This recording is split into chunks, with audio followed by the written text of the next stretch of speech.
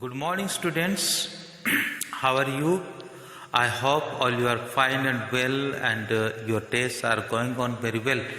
Every day I would ask you, and I think you are getting bored by asking of the same question. So, okay. So today this lecture will be for 7th class Communicative English, chapter number 3.4. And the title of this chapter is Hospital in the Forest. We may see about a missionary, one who has dedicated his life for a specially African country, and how he dedicated his life and what he has done, and previous what he was thinking, and finally what he has done. All these things today we will discuss. So there is no more time to express or analyze, but so just simply usually I do that. I will read and translate. It will be little bit long, so I request you be patient and hear this lecture and see this video also. If it will be little bit long, so don't skip. So before entering to this lesson, I would like to request you, if you haven't subscribed my channel, please subscribe as well as press the bell icon also. So this video lecture will be in Hindi and English. Both languages will be there. Okay? So lesson को शुरू करने से पहले मैं आप लोगों को और एक बार रिक्वेस्ट करने के लिए चाहूँगा, यदि अभी तक किसी ने भी इस चैनल को सब्सक्राइब नहीं किया है तो कृपया करके सब्सक्राइब कर ले, ताकि हर वीडियो का पहला नोटिफिकेशन आप तक पहुँचे और हमारा अंदर भी जो मनोबल है थोड़ा बढ़ेगा कि हाँ, कोई हमें लाइक कर रहा है, कोई हमें सुन रहा है ना, और कोई हमें क्या कह सकते हैं, कोई हमारा फैमिली मेंबर जो यूट्यूब का जो फैमिली है उस फैमिली का एक मेंबर और सदस्य बन करके रह गया। तो आइए हम इस लेसन को शुरू करते हैं। जैसे कि मैं पहले बताया था, ये जो लेसन है हॉस्पिटल इन द फॉरेस्ट, एक मिशनरी डॉक्टर के बारे में वहाँ पर लिखा है। ये डॉक्टर किस प्रकार से मतलब थियोलॉजिकल कॉलेज में प्रिंसिपल होकर के काम कर रहा था। थियोलॉजिकल कॉलेज मतलब जहाँ पे और ख़ास करके धर्मशास्त्र पढ़ाया जाता है। हालांकि ये क्रिश्चियन थियोलॉजिकल कॉलेज में थे, तो जहाँ पे बाइबल पढ़ाया जाता है और लोगों को सेवा के लिए प्रोत्साहित किया जाता है। ऐसा एक मतलब थियोलॉजिकल कॉलेज में रहने वाले व्यक्ति और किस प्रकार से एक डॉक्टर बनकर के अफ्रीकन कंट्री में आते हैं और वहाँ पे लोगों को सेवा करते हैं, इसके बारे में हम इस चैप्टर में अध्ययन करेंगे। तो आइए, जैसे कि मैं रोज़ करता हूँ, उसको रीडिंग करूँगा और साथ ही साथ में उसको ट्रांसलेशन करूँगा। और समय थोड़ा ज़्यादा हो भी सकता है, लेकिन आप लोग को स्किप नहीं करना है, बल्कि और बड़ी ध्यानता से इस लेक्चर को देखना है। पार्ट 1 पार्ट 2 अगर इस प्रकार में करता हूँ तो थोड़ा बहुत प्रॉब्लम होता है कहो तो एक पार्ट कहीं रह जाता है, दूसरा पार्ट और कहीं रह जाता है, तो फिर ढूंढने में आप लोग को दिक्कत होगी। इसलिए एक ही वीडियो में मैं पूरा करूँगा इस लेसन को।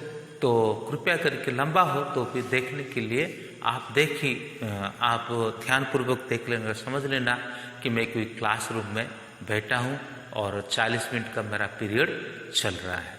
ओके, तो शुरू करते हैं। It was the autumn of 1905. Okay, 1905. Albert Schweitzer, a tall young man of 31, picked up a journal from his desk and started to turn the pages. तो एक 31 ईयर का एक जवान लड़का है, लंबा सा लड़का है। वो क्या करता है कि मतलब अपने जो डेस्क में जाता है और एक मैगज़ीन को उठाता है और उठा करके उस मैगज़ीन को वो पढ़ने लग जाता है। जैसे वो पढ़ने लग जाता है तो उसमें क्या लिखा होता है, his attention was at once attracted by an article. It described the miserable condition of poverty and disease which the native of equatorial West Africa were living at that time. तो जैसे ये जर्नल को पढ़ते हैं, एक articles को पढ़ते हैं, वो आर्टिकल्स को जैसे वो पढ़ते हैं तो तुरंत उनका जो नज़र है एक लेख के ऊपर पड़ जाता है।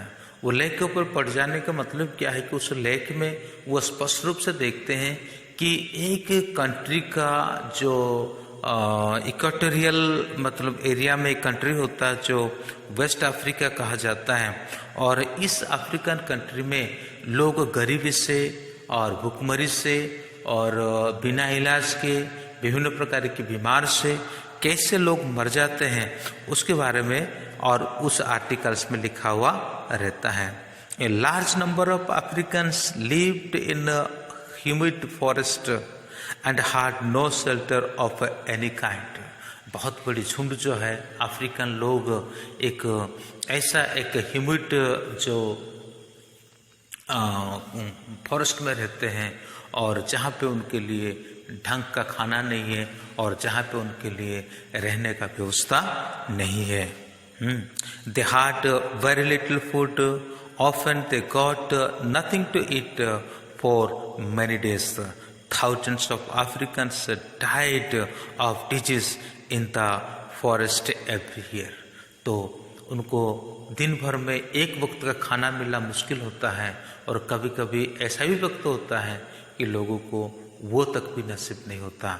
ऐसे बहुत से लोग हैं जो बीमारी के कारण और गरीबी के कारण वहाँ पे और मर गए उस फॉरेस्ट में, उस जंगल में। The article made an urgent appeal to young doctors to go to West Africa and help the natives in their suffering. स्विजल was deeply moved. He at once made up his mind to become a medical missionary. तो उसके बाद वहाँ पे ऐसा एक appeal लिखा हुआ है और उस अपील में ये बताया जा रहा है कि कोई ना कोई यंग डॉक्टर को होना ज़रूरी है और वो जितना जल्दी हो सके और इस कंट्री में जाए, लोगों को उस हालत से बचाए। और जैसे वो ये सारे चीज़ को देख रहे थे, पढ़ रहे थे, और तभी उनके अंदर एक मतलब इच्छा जागृत हुआ कि वो स्वयं वहाँ पे जाएंगे और जा कर के वहाँ पे क्या करेंगे, एक मिशनरी डॉक्टर के रूप में वहाँ पे वो काम करेंगे। लेकिन ये कार्य इतना आसान नहीं था क्योंकि उनके पास डॉक्टर का डिग्री नहीं था। उनके पास जो डिग्री था वो थियोलॉजिकल डिग्री और फिलोसफी का डिग्री, यही डिग्री था, पर उनके पास डॉक्टर का डिग्री नहीं था। तो एट दैट टाइम स्विजर was working as a principal of a theological college at Strasbourg university, then in German, now in France. पहले वो जर्मन में था, अभी फ्रांस में है। एक यूनिवर्सिटी है जिस यूनिवर्सिटी का जो नाम है वो स्ट्रासबर्ग की यूनिवर्सिटी है। वहाँ का जो थियोलॉजिकल यूनिवर्सिटी था और यहाँ पे एक प्रिंसिपल के रूप में वो काम करते थे। मैं पहले बताया कि प्रिंसिपल थे थियोलॉजिकल कॉलेज में जहाँ पे धार्मिक बातों को पढ़ाया जाता है। तो ऐसे समय पर वो अचानक immediately talked his plan to Helen और बर्सलाव, with whom he was in love and whom he wished to marry. She was the daughter of one of the professors at the university. Switzer told her that he intended to build at his own expense a hospital at Lombard. Lombard. It was a place on the bank of the Ogu River in the heart of a thick forest of Gyavan. फिर उसके बाद उनके दिल का जो विचार है, उस विचार को वो क्या करते हैं, अपने मतलब जिनसे उनका शादी होना होता है, जिनको वो शादी करना चाहते हैं, हेलन उसका नाम है, और उसी को वो बता देते हैं। और बताने के साथ साथ वो अपने निर्णय भी उसको सुना देते हैं कि वो उसी जगह पर जाएंगे जहाँ पे अपना खुद का मेडिकल टीम होगा, हॉस्पिटल टीम होगा, और अपना खुद का खर्चा भी होगा। वो खुद खर्च करके वहाँ पे जाएंगे। तो जगह कौन सा है? जगह वही है, ये लंबर्न नाम की एक जगह है, जो कि एक ओको रिवर के बैंक में है, और साथ ही साथ गिवन फॉरेस्ट के अंदर है। तो ये सारी बातें जब और उसका होने वाली वाइफ इस बात को सुनती है तो वो क्या जवाब देती है, हम आगे उसको देखते हैं। Helen who was herself a nurse was amazed, but Albert, you have no knowledge of medicine, she said. You will have to qualify as a doctor before you can become a medical missionary. तो वो उसको स्पष्ट रूप से कह देती है कि अल्बर्ट, आपको तो अभी मेडिसिन के बारे में कोई नॉलेज नहीं है ना, और क्योंकि वो नर्स थी, उसको भली भांति पता है कि इलाज करना कितना जटिल काम है, कितना मुश्किल काम है ना। तो तभी वो कहती है कि तुम तो बस एक मिशनरी हो, एक थियोलॉजिकल कॉलेज में पढ़ाने वाले एक मतलब एक डिग्रीधारी व्यक्ति हो, और भला तुम कैसे जाकर के इस मतलब डॉक्टर का काम कर सकते हो। तो वहाँ अगर जाना है तो सबसे पहले तुमको क्या करना पड़ेगा, थियोलॉजिकल डिग्री लेना पड़ेगा, ये तुम्हारा पहला काम होगा। I know and that's what I am going to do, said स्विजर, who had already obtained 3 degree in philosophy, theology and music. फिर उसके बाद अल्बर्ट कहते हैं कि हाँ, मेरे को पता है, मुझे यही करना है। जिसके पास की ऑलरेडी 3 डिग्री थी, थियोलॉजिकल डिग्री थी, फिलोसॉफिकल डिग्री थी और म्यूजिकल डिग्री थी। So Helen pointed out all the difficulties that he would have to face, but seeing that Caesar was unshakable, she said softly, "All right, Albert, I will help you with your work. If you allow, I will go to Africa with you."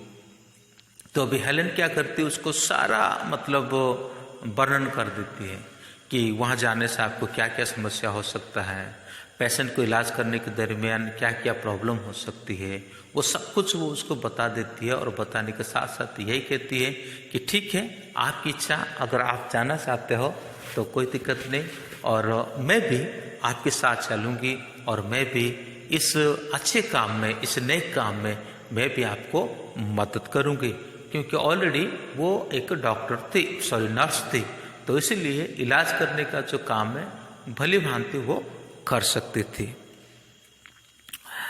So for the next 6 years, Caesar was again a student.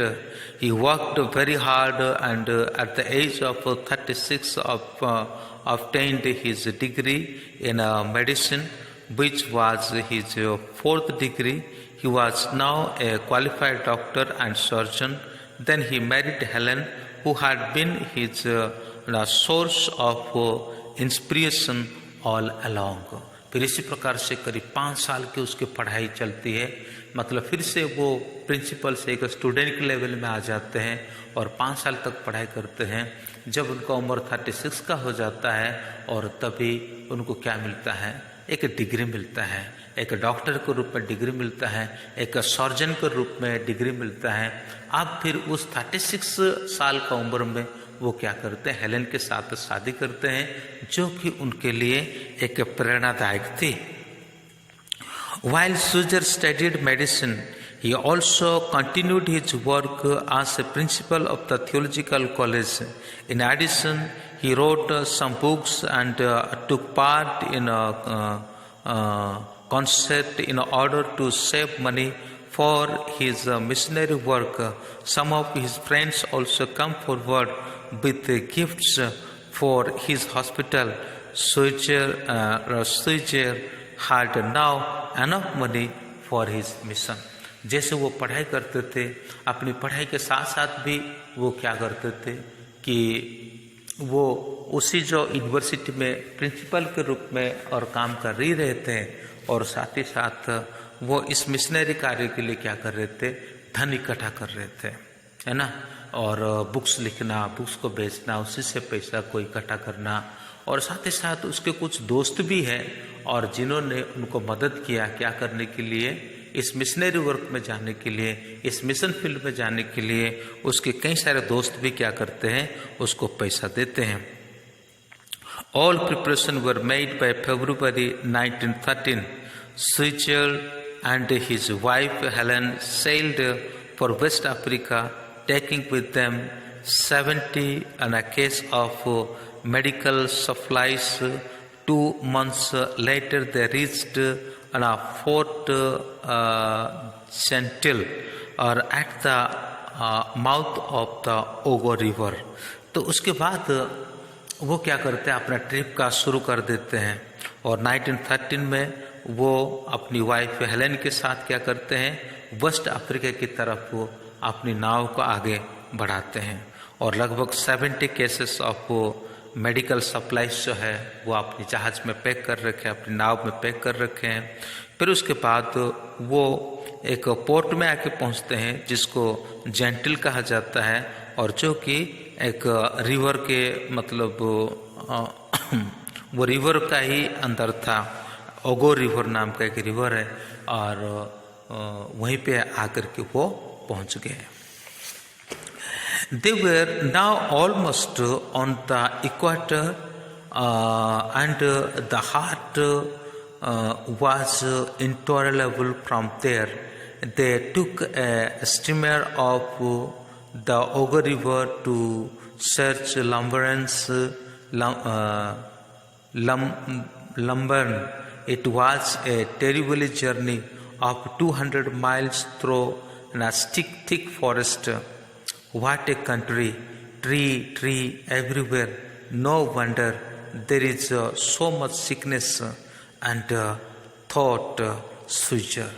तो जैसे port में उतर गए, port में उतरने के बाद उनको फिर एक लंबा दूरी उनको तय करना है।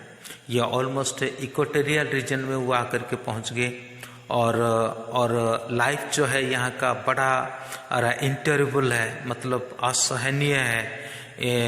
लोग यहाँ किस प्रकार से मतलब बहुत मुश्किल कंडीशन में वो रह रहे हैं। तो जैसा भी हो, और बड़े मुश्किल के साथ 100 माइल वो इसी थिक फॉरेस्ट में होते हुए वो जिस पर्टिकुलर जगह में उनको पहुंचना था, और उसी जगह पे जाकर के वो पहुंचते हैं। वो जगह का नाम मैं पहले भी बताया कि लंबर्न, ठीक है ना, उस जगह में वो आकर के पहुंच जाते हैं। At Lambarene Suijer was able to get a very old wooden bungalow. जैसे वहाँ पे पहुँच जाते, पहुँचने के बाद उनको एक लकड़ी का एक बंगलो मिल जाता है। Nobody lived there. It had become a home of vermin. Both the husband and wife swept and scrubbed the bungalow and made it into well-equipped and dispensary. फिर जो लकड़ी का बंगलो उनको वहाँ पे मिला, उसको उन्होंने क्या किया कि अच्छी तरह से उसको साफ सुथरा किया और फिर उसको सजा दिया, और इस प्रकार से सजाया कि और उसको एक डिस्पेंसरी वहाँ पर उन्होंने बना दिया।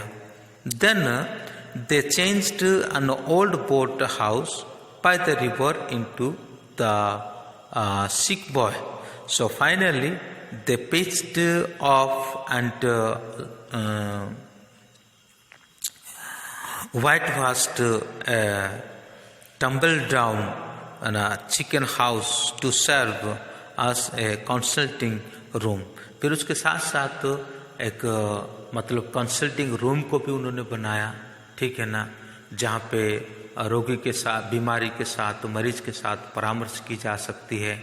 और साथ ही साथ उसी जो बंगलों को अपना रहने के लिए एक अलग से जगह बनाते हैं और साथ ही साथ डिस्पेंसरी भी बनाते हैं, यानी दोनों काम एक ही जगह पर रह करके वो कर सकते हैं।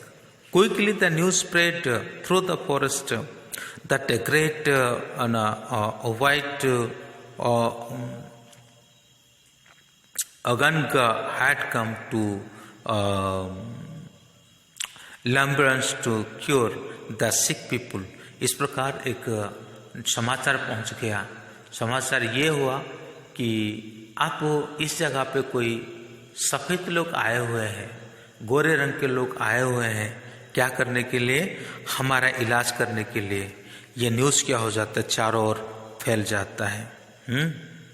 ओगानगा is African name for a witch doctor.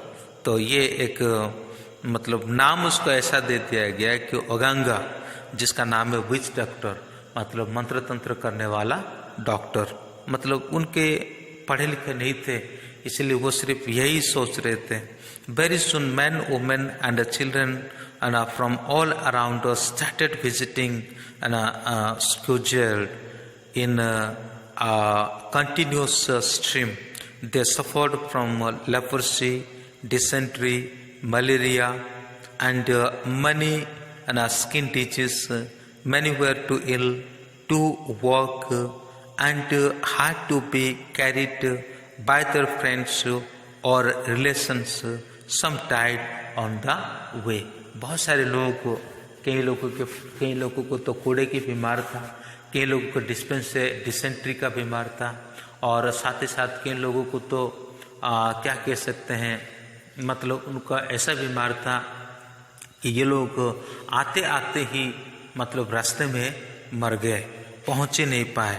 बड़ा मतलब डिफ़िकल्टी सिचुएशन है लोगों के लिए वहाँ पे।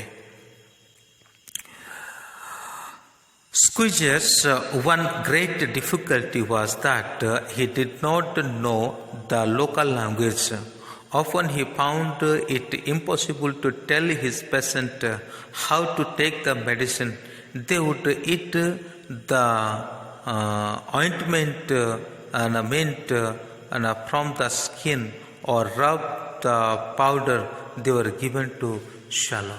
तो मुश्किल की बात ये थी कि ये तो थे अंग्रेज और इंग्लिशमैन, और वो जाकर के पहुँच के अफ्रीकन कंट्री में लोग वहाँ के काले रंग के हैं, उनकी भाषा जो है और इनको समझ में नहीं आती है, और ऐसे परिस्थिति में वो क्या करते हैं कि उनको कह नहीं पाते कि ये दवाई किस किस चीज़ के लिए इस्तेमाल करना है। अगर वो कुछ कहते हैं तो लोग वो नहीं समझते, बल्कि वो जो पाउडर है ना, और जो मतलब ऑइंटमेंट है जिसको शरीर में लगाने का होता, और लोग वह क्या कर रहे हैं, उसी को ही निगलते जा रहे हैं, उसी को ही खा जाते हैं, क्योंकि लोगों को पता नहीं है। तो इस प्रकार का एक डिफ़िकल्टी अब उनके जीवन में आया। तो ऐसे समय पर क्या होता है कि एक व्यक्ति उनको मिल जाता है जिसका नाम है जोसेफ नाम। अभी Joseph now explained to the patient the doctor's instruction. तो लकीली क्या होता है, luckily this problem was soon solved. One day an African boy name Joseph came to him. एक अफ्रीकन लड़का है जोसेफ नाम का, वो उनके पास आ जाता है। He could speak both French and the African language. वो दोनों भाषा बोल सकता है, ये फ्रेंच लैंग्वेज भी बोल सकता है और साथ ही साथ ये अफ्रीकन लैंग्वेज भी बोल सकता है। So he offered to help Squeezer in his work. Joseph now explained to the patient the doctor instruction. He also took on the responsibility that the patient follow the rules of behavior। तो अभी आसान हो गया थोड़ा, जो problem थी वो problem अब सॉल्व हो गई। कैसे सॉल्व हो गई कि जोसेफ आ गए और जोसेफ अभी ट्रांसलेटिंग कर रहे हैं। जैसा डॉक्टर बताते हैं, डॉक्टर की कही हुई बातों को वो लोगों तक पहुंचाते हैं। Joseph was so efficient that Squeezer decided to make a greater use of service. He gave Joseph some training in first aid and employed him as a male nurse. Joseph helped Helen to nurse the patients in the sick boy. So before long, he also began to assist at operation. तो अभी Joseph जैसे उनको मिल जाते हैं, मिलने के बाद उनका काम जो है और थोड़ा आसान हो जाता है।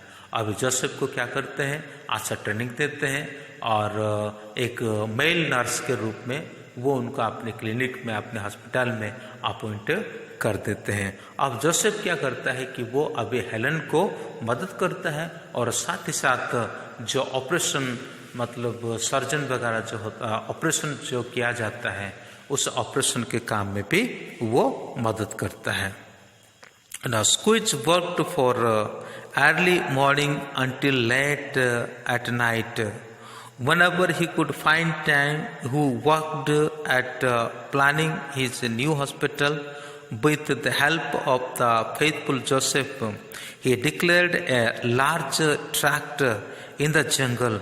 In the burning heat of the sun, they would cut down trees. They would cut down trees and level anthill. When the ground was prepared, Squidge and Joseph began the task of constructing the huts. तो finally क्या हुआ कि जंगल को उन्होंने काटना शुरू किया और जंगल को काट करके वहाँ पे वो एक घर बनाने के लिए चाहा। तो खास करके बांस का होगा और झोपड़ी जैसा होगा और ऐसी जगह पर वो अभी क्या करते हैं, हॉस्पिटल को बनाते हैं। यदि आपके पास बुक है तो पेज नंबर 86 में ये पिक्चर को आप देख सकते हैं कि किस प्रकार से झोपड़ी को बना करके और ये इसी को ही हॉस्पिटल बनाते हैं। जोसेफ और स्क्विजर ये दोनों मिलकर के यही कार्य करते हैं। For several months, Squidge had only Joseph to help him. Then some of the doctors and grateful patients began to come along. Every day their number went on increasing. You helped us, they said, so we would help you now. They returned Squidge's kindness by sawing off a tree, making cupboards and by doing various other jobs of the new hospital. जैसे ये hospital बन गया और उसके बाद काफ़ी नए लोग भी और नए डॉक्टर भी यहाँ पर आए और ये नए डॉक्टर सब क्या करने लगे, उनको मदद करने लगे और वो यही कह रहे थे कि आपने हमारे लोगों को मदद किया, सहायता किया, तो हम भला कैसे पीछे रहें। बहुत सारे लोग आते हैं, बहुत कुछ करते हैं और बहुत कुछ दे करके भी चले जाते हैं। By the end of the first year, the Lamberton Squidge had a number of good huts for various purposes. They included a ward for patients, a dispensary, a waiting room, a room for Joseph, and most important, an operating theatre. All these were built with Squidge's own hand. Now Squidge moved into his new hospital. इस प्रकार से operation theatre, Joseph का रहने के लिए जगह है ना, ओपीडी जो होता है, वेटिंग रूम, ये सभी कुछ, बेड, सब कुछ वहाँ पे बन गया। बनने के बाद स्क्विज क्या करना चाहते हैं, अब अपना न्यू हॉस्पिटल की तरफ मूव करना चाहते हैं। Then in 1917, a very unfortunate thing happened. War had been going on between France and Germany. The French government arrested Squidge because he was a German by birth. With heavy hearts, Squidge and his wife closed the hospital and said goodbye to their patients. When the French soldier took them away, the African wept bitterly and said, "Come back to us, Oganga." तो ऐसे समय पर 1917 में एक unfortunate incident वहाँ पे होता है, घटना होता है कि होता क्या है कि अब फ्रांस और जर्मनी के बीच में युद्ध तो हो ही रहा था और इसी समय पे फ्रांस का जो गवर्नमेंट ने क्या किया कि स्विट्जरलैंड को अरेस्ट किया। वो इसीलिए कि वो तो कहाँ के थे, वो जर्मन मतलब वो जर्मन के बर्थ थे। देखिए, हालांकि वो जर्मन में जन्म हुए थे लेकिन फ्रांस में रह रहे थे, लेकिन फ्रांस और जर्मन के बीच में लड़ाई होने के चलते अब फ्रांस उनको गिरफ्तार करती है कि तुम जर्मन पे जन्म हुए हो। पर एक उदाहरण मैं आपको देके समझाता हूँ। मान लीजिए हम श्रीलंका में रह रहे हैं, चलो पाकिस्तान का नाम भी लेते हैं क्योंकि हम पाकिस्तान इंडिया ज़्यादा बोलते हैं, है ना, तो पाकिस्तान का नाम लेते हैं। तो सपोज करें हम पाकिस्तान में रह रहे हैं और बहुत सालों से हम वहाँ पर रह रहे हैं, हमें वहाँ का रहने का भी जो मूल निवास प्रमाण पत्र मिल चुका है, सब कुछ हो चुका है। लेकिन भारत और पाकिस्तान के बीच में मान लीजिए कि युद्ध हो जाता है, तो उस युद्ध के दरमियान क्या होता है कि और तुम भारत के निवासी हो, मतलब भारत में जन्म हुए हो कह करके किसी भारतीय को वहाँ पे गिरफ्तार करना, और यही वाली कंडीशन अभी यहाँ पे हो जाता है, ठीक है ना। फ्रांस अभी उनको गिरफ्तार करता है इसलिए कि वो जर्मन में पैदा हुए थे, जबकि वो फ्रांस में ही बहुत लंबे समय तक रहे। अब इसी के साथ अभी उनको हॉस्पिटल को बंद करना पड़ रहा है। जैसे फ्रांस वालों ने उसको गिरफ्तार करके ले जाते हैं, जैसे वो चले जाते हैं तो अफ्रीकन लोग बहुत रोते हैं और कहते हैं कि ओगांगा तुम जल्दी वापस आ जाओ। तो Schweitzer was able to return to Lambarene in 1922 में। फिर 5 साल के बाद फिर से वो वापस वहीं पे आते हैं। On his return he found his hospital in ruins. जैसे वो वापस आते तो उनका हॉस्पिटल जो है बिल्कुल ख़त्म हो चुका होता है। But the African had not forgotten him, Oganga is back, Oganga is back, they cried. लेकिन अफ्रीकन लोग उसको भूले नहीं थे, बल्कि वो यही कहते थे ओगांगा फिर से आ गए, ओगांगा फिर से आ गए। After a few month the hospital was gained in a full operation. In 1952, Switzer was awarded the Nobel Peace Prize for his service to humanity. He remained at his task until his death in 1965. He was buried at lumbar. तो यहाँ पे कुछ African नाम है जिसको pronounce करने में भी बड़ा मुश्किल होता है, ठीक है ना। तो इसीलिए प्रोनाउंसिएशन करने में थोड़ा मुश्किल हो रहा था। तो एनीवे, मैं उम्मीद करता हूँ आप समझ गए। तो 5 साल के बाद जैसे वापस आते हैं, वापस आने के बाद देखते हैं कि उनका जो हॉस्पिटल है बिल्कुल मतलब नष्ट ख़त्म हो गया हुआ होता है, सब कुछ बिखर गया होता है, टूटा हुआ होता है। आकर के उसको रिपेयर करते हैं, बहुत सारे बीमारी लोग आते हैं, फिर उनको वो इलाज करते हैं। और साथ ही साथ 1952 में उनको नोबेल प्राइज़ मिलता है। और इस प्रकार से 1965 जब तक वो नहीं मरे तब तक इस सेवा में ये लगे रहे, और उनको वही जगह पे मतलब दफनाएगा जब वो मर गए। जिस जगह पर उन्होंने सेवा किया उन्हीं जगह में ही उन्होंने अपने आप को दफना दिया। तो बच्चों, यहाँ पे एक चीज़ हम सीखते हैं कि जीवन में एक इच्छा होना जरूरी है, ठीक है ना। जीवन में एक इच्छा होना जरूरी है कि मुझे सोसाइटी के लिए कुछ करना है। देखो, वो पढ़ा लिखा उस चीज़ का नहीं था, एक डॉक्टर के लेवल का पढ़ा लिखा नहीं था, लेकिन उसके हृदय में ये इच्छा हुआ कि भाई मैं डॉक्टर बनूं। अब मुझे प्रिंसिपल नहीं बनना है, अब मुझे म्यूजिशियन नहीं बनना है, अब मुझे फिलोसोफर नहीं बनना है, बल्कि अब मुझे डॉक्टर बनना है।